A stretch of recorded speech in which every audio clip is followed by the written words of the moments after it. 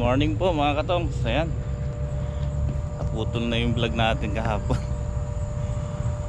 After naming may karga sa truck, ayun, nakatulog. Alas 2 pa lang kasi gising na tayo. So after makapahinga, nagkuhan kami dun sa Ampalayahan, nag-angat. Dami nang nakukuha ang bulaklak oh. Dito pa lang yan oh. Tsaka doon sa kabila.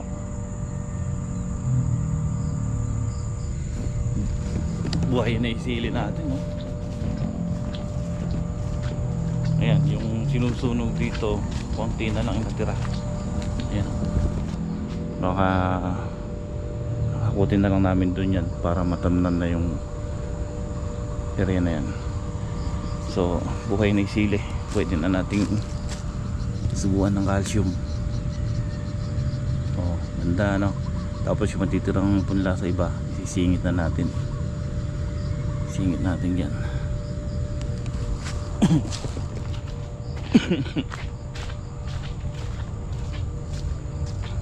Unahin lang muna namin yung ampalaya mga katongs. Pagayari lalagyan na natin yung balag ng upo. Yung upo nakikibalag na sa sitaw. Ito, papatabaan din namin yung sitaw na ito. Pataba. Pero ngayon tinatansya ko yung panahon, mukhang hindi naman uulan. Magpapataba kami dito sa Ampalaya. Gamit natin yung winner at saka unique. Naghalo tayong unique, medyo lumit na yung talbos. Karai ah. Ha? Karai, pwede mo nang iiwan yan. Kahit pamalit mo ng panahog, lagyan mo ng talbos. Di ako makaano rin eh, makalis oh. No, pakakuan mo kay Bato. Paroling mo. Marami. Oh, makakuha tayong panahog. Magkuha ang talbos, Reg, doon sa Gawiron, yung papunta sa bukid na.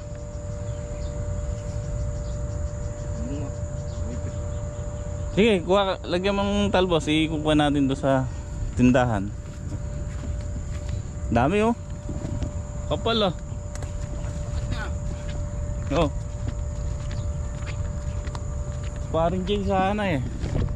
Sabi ko sa kanya pumunta ng maaga pagka may oras siya para makakuha niya to.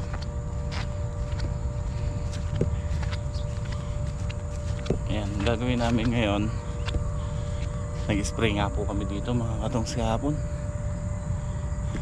Ay kagabi nano namin ang mauud yung ampalaya natin, tapos pinaluan ng fungicide. Pabili ko yung parang J ng ano, Exol. Minsan lang naman natin ginagamit to yung Exol, tapos na-alternate natin yung mga mumurahin lang. So ginamitan natin ng Exol at saka Gold kagabi. Ayan, Gold Rush, tapos Pungo Pre. Yan yung in-spray namin kagabi. Wala nang laman yan. Yung isang Pungo Pre, isang kang bombahan. Kasi 3 karga niyan. Kuwan lang po ito. Ang laman nito 8 8 16 liters. So pagka in-spray namin yan, talaga na panay. 3 drum ang nagagamit natin. Yung 1 kilong Pungo Pre, sakto lang dyan sa 3 karga. Pero tignan nyo naman po ang kuwan ng dahon nya. Talagang may maintain natin yung wala siyang maanong punggos. Ayan po si Utol, nag-grass cutter. Kaya ang gagawin ko, kuwan na lang, patubigan muna natin, tapos sabog ng pataba. Yun ang, kung isasabog kasi natin dito tapos hindi uulan, hindi naman tatalab.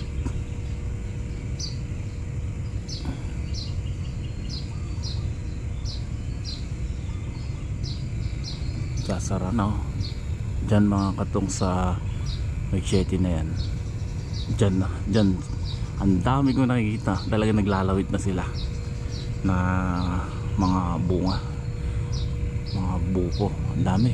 Pagka yan after 1 week makita nyo po yung taas niyan, daming nakalawit dyan. Bukod pa po yun nandito sa dingding. Ayan, nakakadalawang tudling na pala si Utol ah. Pwede na pala simula magpatubig. Kahit na pagka pinatubigan ko, isasaboy ko yung pataba. Kulang na rin sa tubig to, sabi ko nga kahapon eh. Pagka bandang tanghali nakita mo po yan, lanta. Muang panali.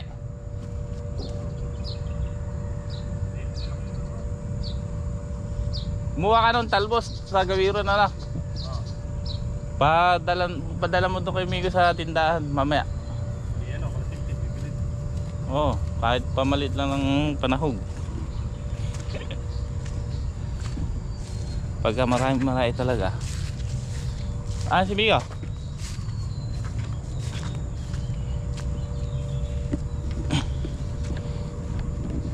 Kwento ko sa inyo mga katungsan, habang nag-aangat kami kahapon dito, may nakita kong ahas. Maliit lang, gaga ano lang, sila lang ng ano, ng 1/4 na tubo, or siguro ganito, ganyan, ganito pala yan, yung darili na ganyan kataba, tapos ganyan kahaba, ganyan kahaba yung pagitan nito, ganyan no. Yan. Nakasiksik siya sa butas. Nakasiksik siya sa butas, sa ganito yung ulo niya, tapos yung katawan nakalabas. Kaya nung nakita ko, duda na ako.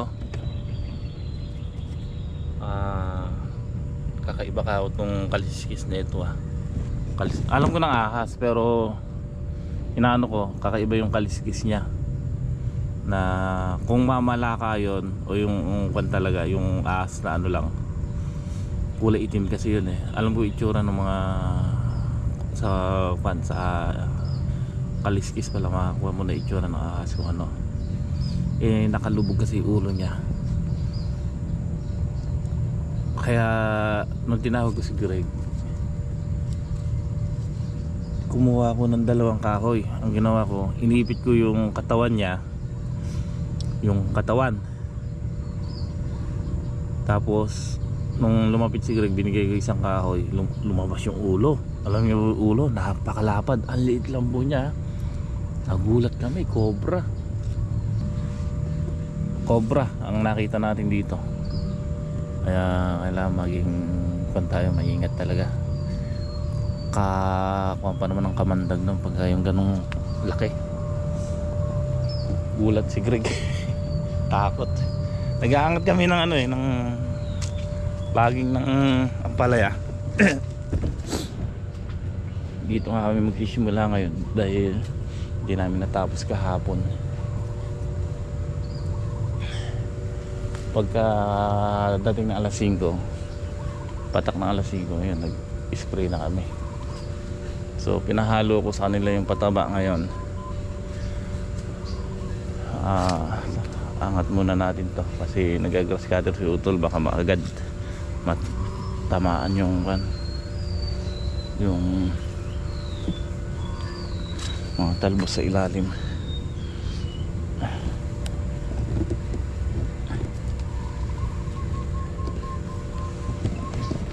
Gani Greg,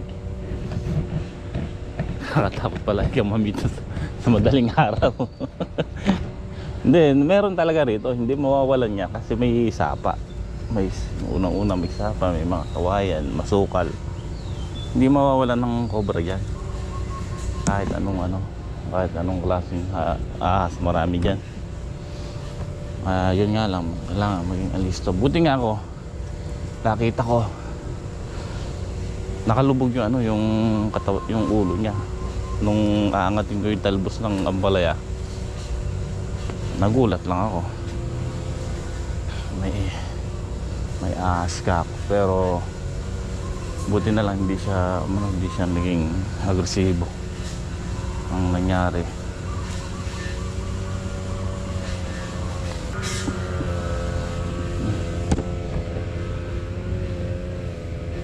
Bukas namin malapipitasin to.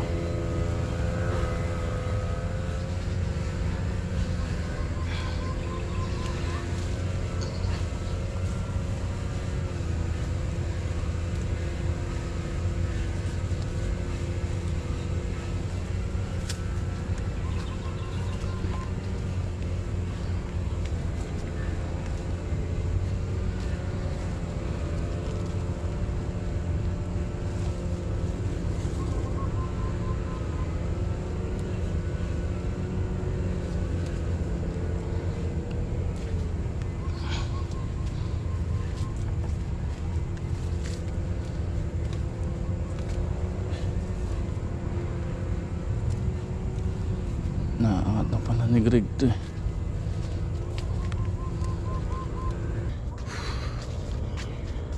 Kala ko pag malalaki ng ganyan yun, kailangan natin paano sa trabaho. Yung pala lalong ano lalong ginagahol sa oras. Kasi tulad nga yan kanina si Bato pala na maga yung braso kaya nakapahinga muna. Ayan pala yung tubig. Diyos me, yung marmar. Papatubig ako rito mga katongs. Patubig tapos sinasabayan ko ng pataba. Tayo lang kasi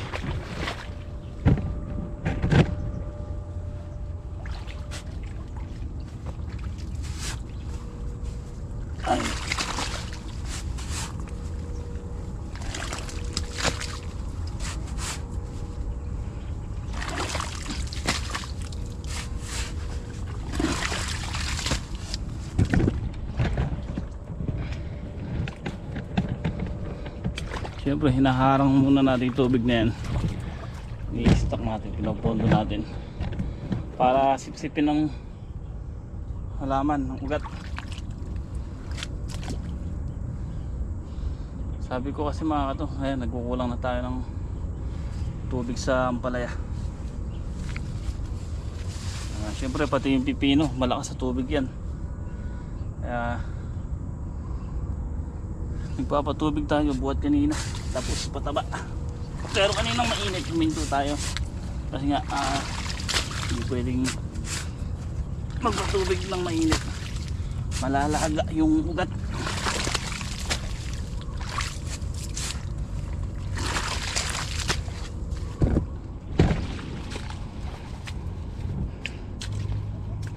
So ako at si Greg at saka yung utol ko ang gumagawa lang muna rito kasi nga si Bato namaga yung braso.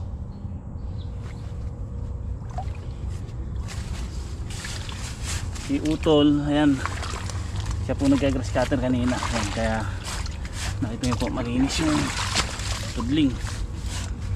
Si Greg nag-angat, pinatapos ko yung angatin na baging sa kabila.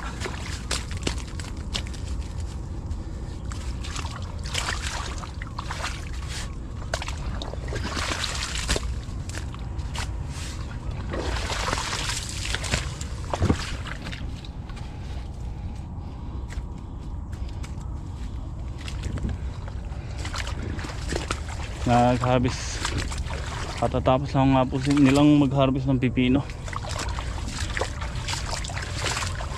dahil 2 araw na pagitan, marami-rami na harvest nila. Siguro si Greg na lang padadala ko bukas at si Bato kasi nalahati ko yung patubigin nito, so hanggang bukas mayayari. Pag ako nag-deliver baka hindi masikaso ni Greg to at hindi kabisado, so sila muna pa di-deliver ko ng pipino sangitan, tapos ako magukan patuloy yayari ko yung patubigin nito. tapos pataba. So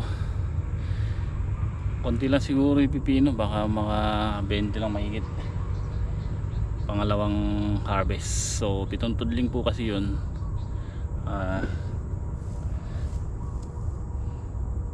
May naiwan pa.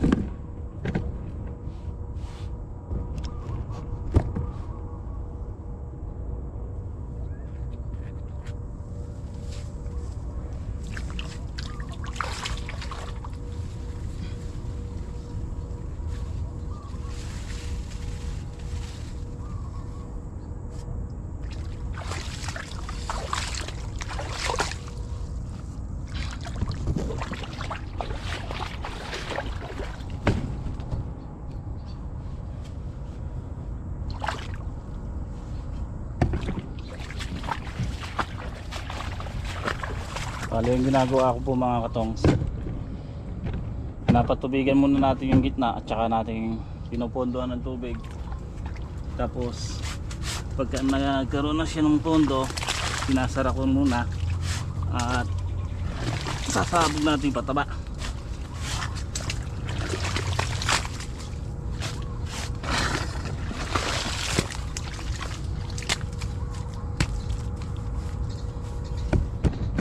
Kabilaan na din yan, natutubigan yung pipino at saka ang palaya. Tapos sinasabog ko yung pataba dyan sa tubig.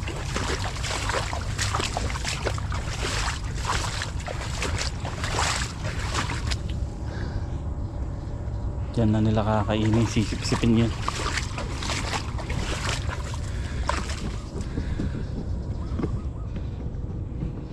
So dalawa lang si Utol kaninang tanghali. Bali hindi naman nayari ni Utol itong mga grass cutter, pero yung gawilan dito yung kalahati nayari niya. Ito nga po yung pinatutubigan ko ngayon. Ang sabi ko,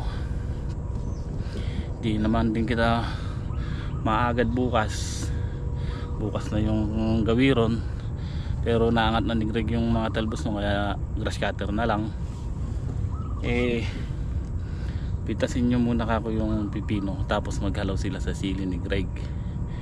Kaya yun ang ginagawa nila kanina after lunch.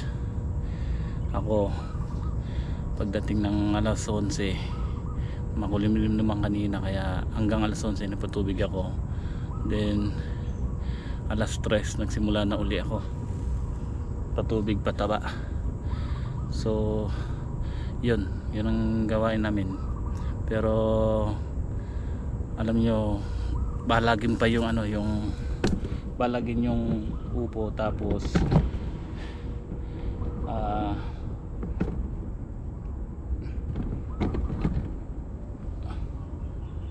ano pa yung patabain yung sitaw.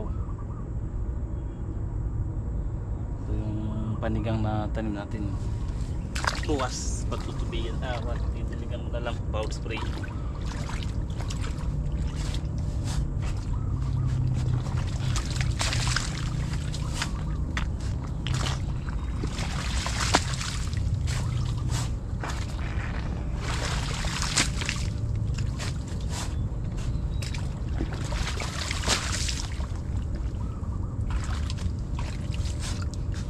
Ulan mga katongs, isang linggo na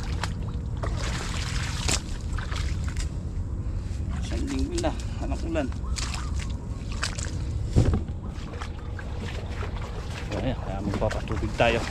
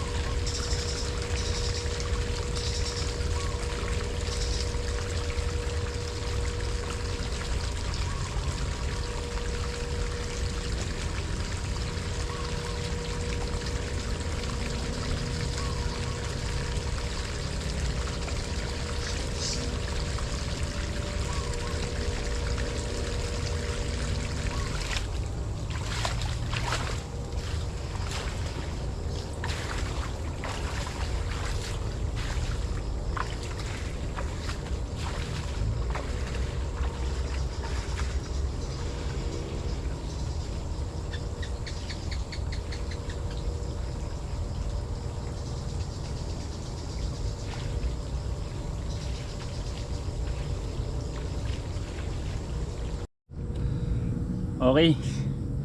Ayan nga po, October 15, mag-alas 6 na.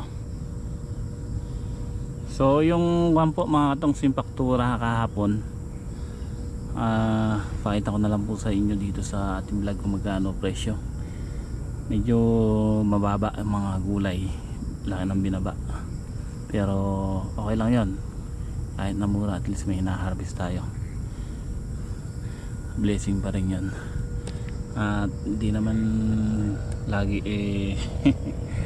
ganun talaga pag gugulay. May kuwan naman yan, may pag-asa pang tumaas yan. So ayan, papakita ko na lang po dito sa dulo ng ating video. Gabi na, pasensya na po kayo at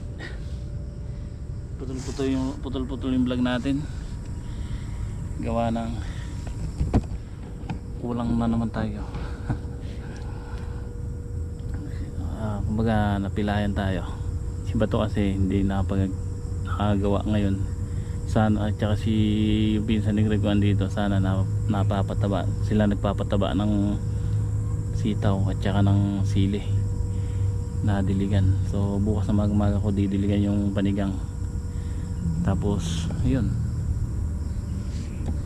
mabahala na naman tayo bukas dahil magdi-deliver. Siguro pa-deliver ko sa kanila na madaling araw muna, then nang makabalik iwanan na lang muna nila doon. Total ilan araw lang naman harvest na uli ng talong at saka ampalaya. So ganun ang gagawin natin, pahatid lang natin bukas sa nila yung pipino at saka yung ewan ko lang, may napita silang sili.